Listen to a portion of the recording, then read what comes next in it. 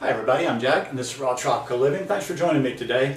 As you've probably seen the internet, the buzz this morning is the, I don't want to say it like that because that almost makes it kind of flip. It's the young lady that took her life, I believe it was in Oregon, that had a brain tumor.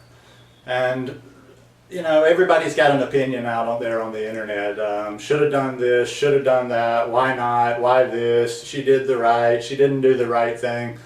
All I'm going to say on that subject is it's like, you know, until you've walked a mile, have you ever been diagnosed with cancer? Ever? Have you been diagnosed? Have you beat cancer? Have you even had to deal with cancer? I haven't.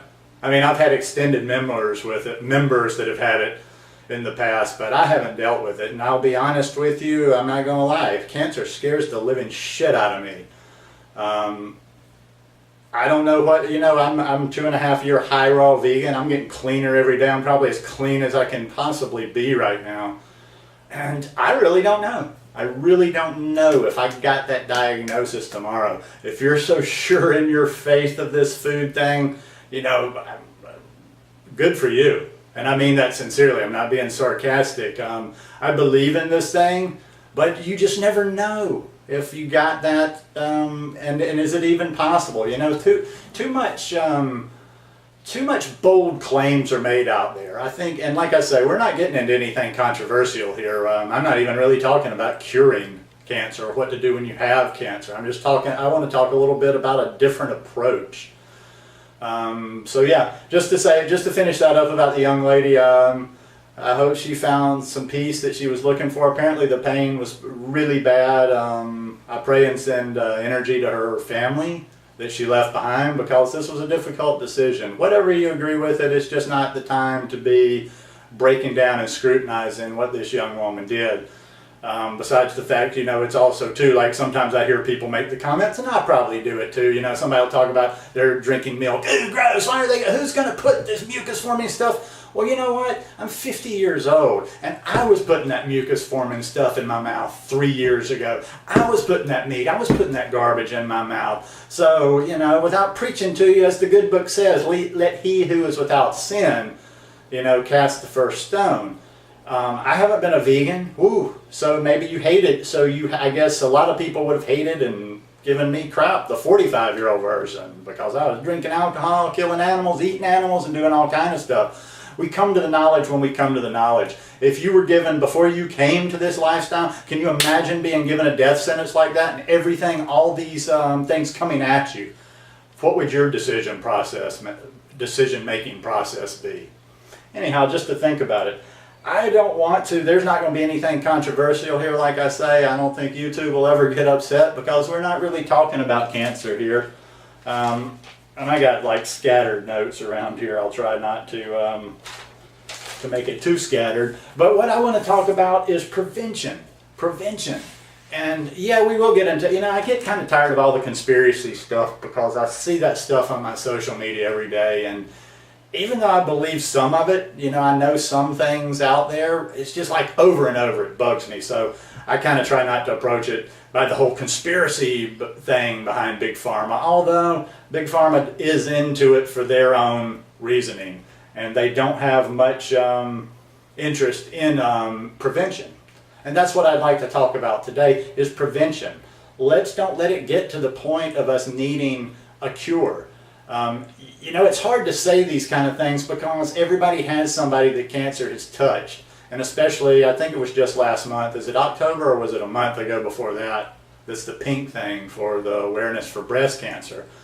Well, you don't want to sound like the uncaring one and talk and, you know, not support it or whatever, but all we ever hear is something for the cure of this cancer, something for the cure of that cancer. And nothing is ever talked about prevention. It's just about all this money, money, money. And I've said this before, and people say, yeah, but we still need the cure. But you know what? If more people were aware how to prevent these cancers, wouldn't be so much money necessary for the cure. Now, like I say, I'm not necessarily the one, the person that's going to say, you can't, okay, well, we don't have to worry about it. You can't get cancer because you're living this lifestyle. I don't know. But I say, let's deal with it. Let's deal with it and do everything possible for prevention. And then if and when in the future down the road we have to deal with getting rid of a cure, some sort of a healing, we'll deal with that then. But let's try to do all the things that we can do right now to prevent. And that's why I've always had an attraction, and that's why, you know, some things in this raw vegan, raw food movement, I hear comments all the time, and it's just people that have bought this thing lock, stock, and barrel. That's all it's about is the food. Well, I'm a little bit broader than that. I read, I study a lot of different things. I've been a big fan of Eastern medicine for years and years. Just dabbling, just being interested. I've had this Chinese medical book for probably 20, 25 years. 20 years at least, if not 25. You know, I don't know a whole lot about it other than just general stuff. I've read a little bit of on Ayurvedic medicine. I've studied a little bit more on that, watched a few videos. But I'm not, I mean, what I'm trying to get at is, it's more, what I'm trying to say is it's more their modality of doing things. It's not so much that you know, I can sit here and tell you what it's completely about, but it's about prevention. You do something ahead of time. I want to read you something here that I got in off a video last week of totally, it didn't have to do anything with cancer, but it's perfect, and it's from the Yellow Emperor's Classic of Internal Medicine. The superior physician helps before the early budding of the disease. The inferior physician begins to help when the disease has already developed. That's all medicine has become. It's a cut and medicate, cut and medicate. I asked my, you know, the only real interaction I have in knowing about doctors is my mother, and that's not a great case because she's elderly, so she's at that age where, you know, she's 84 years old. Yeah, she's taking a lot of pills, and there's really not going to be any major lifestyle changes for her. I couldn't get her on this diet because she would be willing, but she's gotten to that age where she just doesn't eat very much. She couldn't get the calories, and she's 84. You don't start. I mean, I know people have adopted it, but anyway. So all I really see are kind of maintenance stuff. You know, she goes to get her heart checked and all this stuff, but I do have relatives and stuff, and I try to ask questions through mutual relatives, but it's just always like there's never any real talk about prevention. And it's almost like doctors are afraid you're going to insult your patient. But it's an interesting thing. They don't have a problem telling you. I remember last summer after I had that little problem in Panama, I had to go to a clinic because I had some major stomach issues. And they went on and on about how skinny I was and how I shouldn't be eating this and how I should eat this. They were all gung-ho to jump in on my diet, but I'm going to guess very strongly that they don't tell their patients, hey, you're fat, you're eating garbage, look at you, you're going to have a heart attack, you're going to have a stroke. That's what you need to do.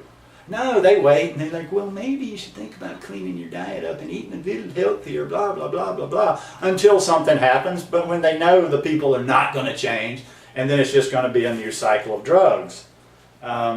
You know, people talk about all the time, you know, with the Angelina Jolie thing, where she had her breast removed because she had this gene. Here's my best understanding about genetics and cancer. We do have genes. We can have genes for heart disease. We can have genes that give us a propensity to have a certain type of cancer, but we don't have to express these genes. See, that's the greatest thing I've learned in the last 3 years, is I always thought it was a crapshoot. I always thought you did the best you can, but with the cancer especially, it was just a crapshoot, like the reverse lottery, and you know, if your number came up, you got it. Or if you had these genes, you know, it was a lot stronger possibility you were going to win the lottery, but we don't have to express these genes. So you don't need to necessarily freak out if you have some sort of a gene or you have cancer in your family, but that might be even more of a motivation for you to live a healthy life and to do the things that we know you can do to give you the best chance of preventing it. You know, that's one of the main reasons we try to get our body so alkaline. Now, you know, like I say, that's another one. I'd have to make mad notes. I do believe in the alkalinity of the body, and I do believe that the more alkaline our body gets, the less chance we have of getting cancer. Now, I don't know. Am I going to say, yes, we can get our body to a level of alkalinity where it's impossible to get cancer? I don't know. Those are things I can't control. I don't care if it's possible or impossible.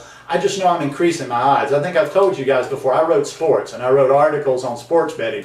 So I'm about the odds. It's always about playing the odds. It's always about doing little things that help you increase the odds of being successful.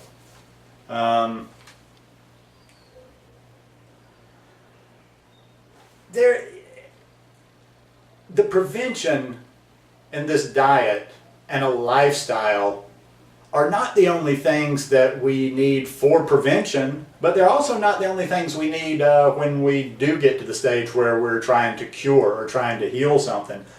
Listen, there's things out there.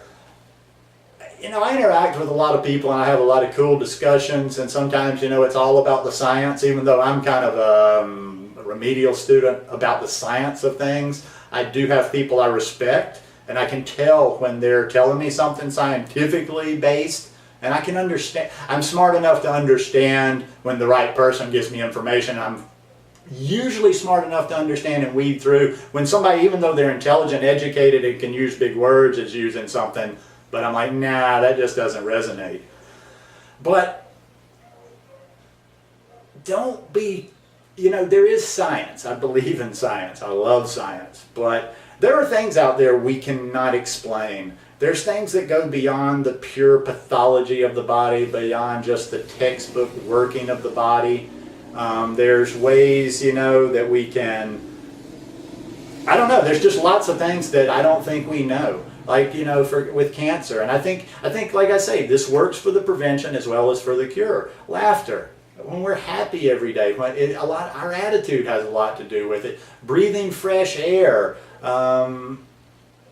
prayer, meditation, whatever you do for that. And they've actually done studies that it really, you know, and I'm not going to get into the religious stuff. If you ever notice, don't ever try to drag me into that battle, because I'll send you off and just let you go beat around the bushes with somebody else. I'm just talking, now this is from a scientific method. Doctors will even say, even though we don't listen a whole lot to doctors, that when you're fighting cancer, that all these things come into play. Even whether you're religious and believe in a deity or not, the psychological effect of prayer helps, is what I'm trying to get around to saying. The psychological effect and just the good feeling effect of laughter. We should laugh often. I think that's good prevention too, you know, to be happy and to laugh as much as possible, you know. Stress kills, and laughter breaks up stress more about as well as anything does. Some of the people that I really have been reading lately are a little bit more in the mainstream. They're not so many of our woohoo people out here in the raw vegan world, and get some good information. And these are some people that I would say take a look at on cancer, heart disease, and disease in general, because as we know, disease, you know, pretty much rises from one source. I've been reading a lot of Dr. Joel Fuhrman stuff, Dr. Neil Bernard, of course T. Colin Campbell. I'm about to read you a little piece from him in a minute, and Dr. Esselstyn. Now, Dr. Esselstyn talks more about the heart disease, but all of these guys are pretty solid guys. They're not raw vegans, I don't think. No, T. Colin Campbell, I know Dr. Esselstyn, they're vegans, but they're not raw vegans. But these guys know what they're talking about. You know, don't be too scared of the mainstream. There's actually a few doctors out there that are kind of trying to make some changes, trying to make a difference.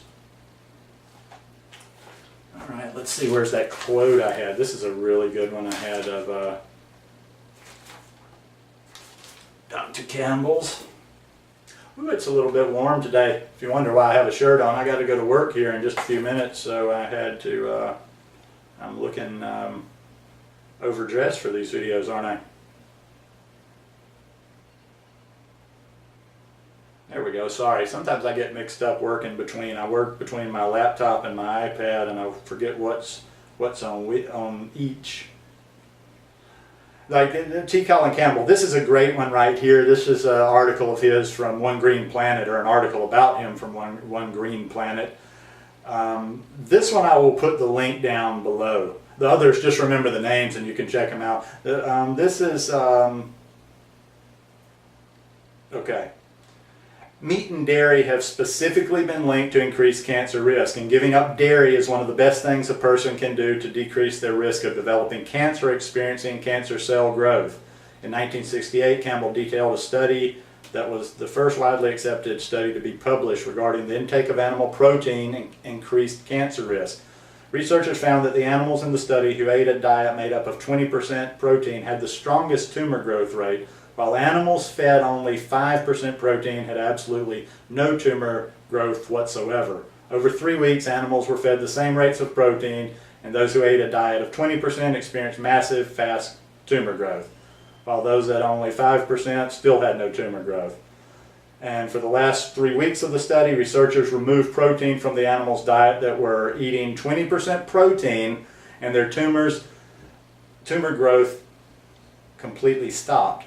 The unique part about the study was that an increase in plant-based proteins intake showed no increase in tumor growth or rate. There is clear evidence that animal protein contributes to cancer and plant-based proteins do not. If any of you have stumbled across this video and you're not in our little world of eating raw vegan or eating like this, what I'm finding from even if you get into a little bit closer to the mainstream doctors like Dr. Mercola, and then one level closer to the mainstream, Dr. Oz. I think a lot of them, they're actually, I know a lot of people don't like them, but I think they're actually serving a function because they're doing the best they can, like on network TV and in the big circle they run, because, you know, you couldn't have a show as big as Dr. Oz. Oz gets a lot of, there's a lot of stuff I disagree with on there, but he's a little bit closer to some good eating and some natural stuff than the average doctor out there.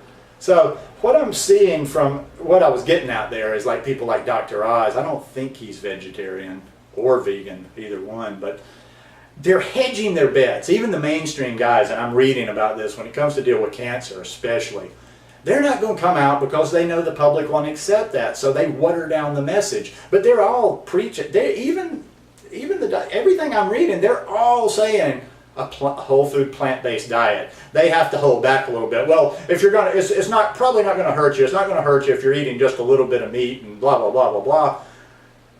They know that they know. I mean, look at the numbers. How many people are vegetarian? How many people are vegan? Most people are not going to do that. So we try. Once I go back to there's good, there's better, there's best. We try to get them as I think they're trying to get them as healthy as they can and help them prevent the cancer as best they can.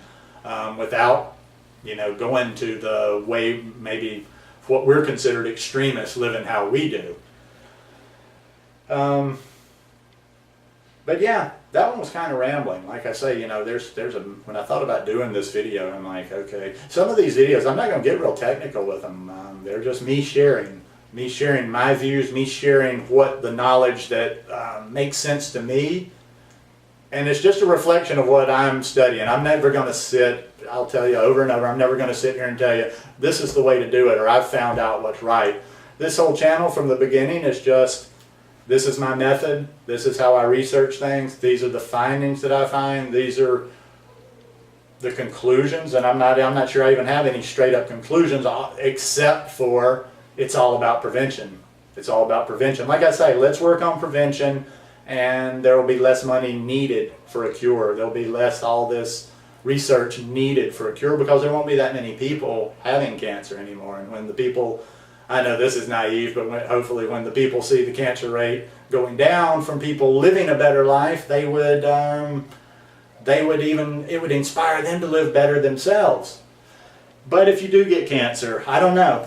You'll have to decide for yourself. Do some more research, look into it. I'm going to just read one thing that I've found, because I always think, like, what if it happened to me? Would I do the chemo thing? There's another one too, and I think sometimes it's just like people, we got a saying in the South, don't let your mouth write a check your ass can't cash. Where people are talking out of their ass. When they're like, oh, I'd never do that. If I got cancer, I would do blah, blah, blah, blah, blah, blah, blah. Well, I don't know. And I know all this stuff. I know it's bad for you, but still, you just don't know until you get there. What the cancer industry does not want you to know about chemotherapy and radiation. Radiation-induced secondary cancers have exploded in the last 2 decades due to radiation treatment. 90% of therapy patients die 10 to 15 years after treatment, and the cause is never attributed to treatment. More than 50% of all cancer patients suffer significant treatment-related toxicity. Chemotherapy does not eliminate breast, colon, or lung cancers, yet chemo drugs are still used on these cancers.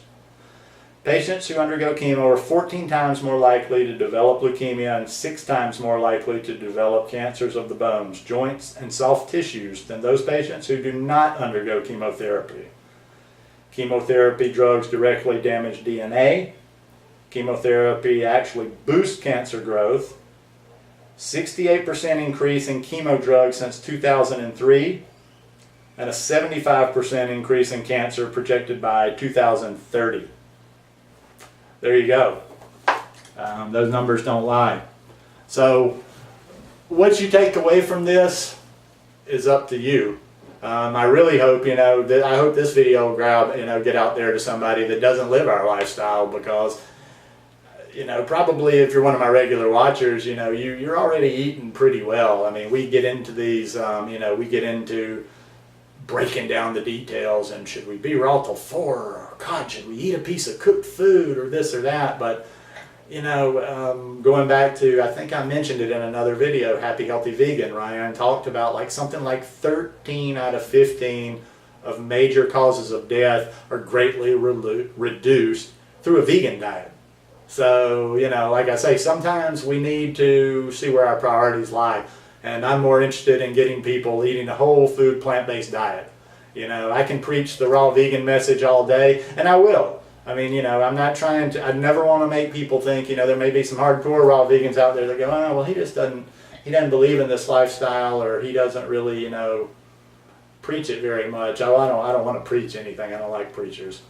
But yeah, no, I believe in it totally, and I still will advise. I still advise people, just out of curiosity, go raw vegan. Don't sit there and just say, well, no, I've decided and I think you need to. No, do it. Do it. Try it for a little while. See how it feels for you. Do it right, though, if you do it. But the point I'm getting at is, as far as heart disease and cancer prevention and a lot of the biggies, you're doing good if we can get them vegan, if we can get those animal products out of their life. I don't, people can still argue, but I just don't know how a person argues anymore that these animal products don't lead to cancer. Anyhow, that's just a kind of big old rambling all over the map talk on my thoughts on cancer. But in the end, I'll tell you my thoughts on cancer are the same as my thoughts on diabetes. They're the same as my thoughts on heart disease and every other one out there. Prevention. Work on what you can do. Do everything you can do to avoid getting it. Because getting into the medical care system is like going to jail. You kind of lose your freedom. Once you're into cancer, all it is about hospitals and drugs and cutting and poison, and it's just horrid. It's horrid, and I sincerely feel for every family out there that's ever had to deal with this disease. Anytime, my father's side of the family, there were 11 children, and I remember, but I was a kid, so you don't really understand. And oh God, like 1, 2,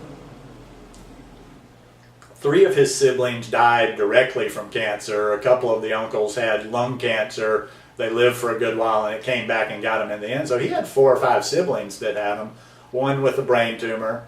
That was probably when I was about 10 or so. So, I sort of knew what was going on, but as a kid, you don't really know how bad it is. They keep you away from the stuff. I had an aunt with stomach cancer if she passed away, and I was really young then, and I understand later, I kind of blocked it out, that she just was in some serious pain. But anyhow, it's touched everybody's family, so I hope I didn't want to be insensitive about the subject. People have, but there's another thing too. Just because you've had trouble in your family, don't let that keep you away from the right sort of information. Don't be mad or don't be sensitive about things. When we're too sensitive about things, people won't say things to us, and when people don't say things to us, we don't learn. It's all about always be learning, and protect yourself from this horrible disease. Anyhow, I hope that wasn't too crazy rambling and it had some sort of a point to it. Anyhow, if you like this one, give me a thumbs up, and I hope you guys have a wonderful week. Love you. Peace.